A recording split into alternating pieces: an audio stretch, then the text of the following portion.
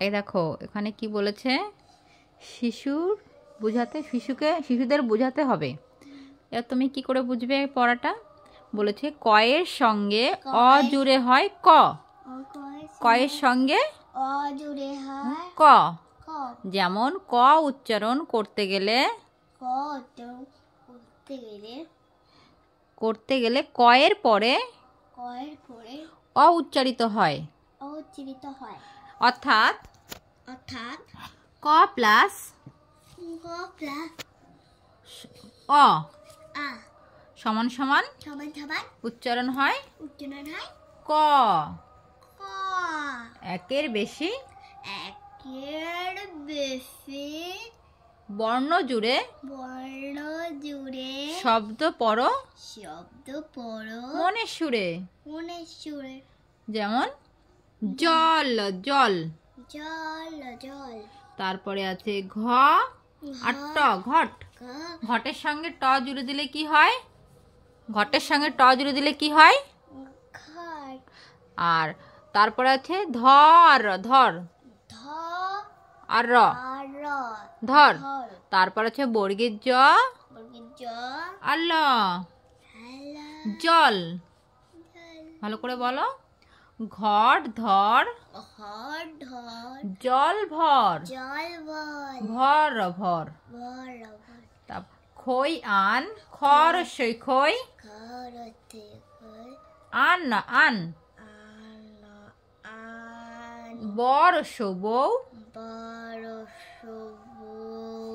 বর বর।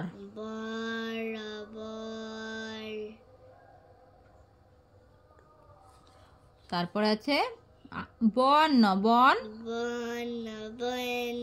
পথ পথ, বন পথ। ঝড় অসনর ঝড়, বন তেস্ত বয়, বন পথ ঝড় বয়। অ জ গ গ আর র, অজগর বড় অসনর বড় ভন্তিস্ত ভয়। অজগর বড় ভয়, বন বন তল তল, বন তল জল জল, মন্তুস্ত ময় ময়, বনতল জলময়। ঘর ঘর চল চল, আর আর নন্তুস্ত নয়। ঘর চল আর নয়।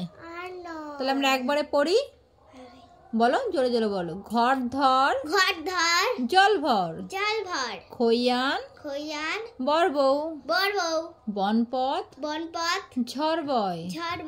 অজগর বড় ভয়, বনতল ঘর চল আর নয়।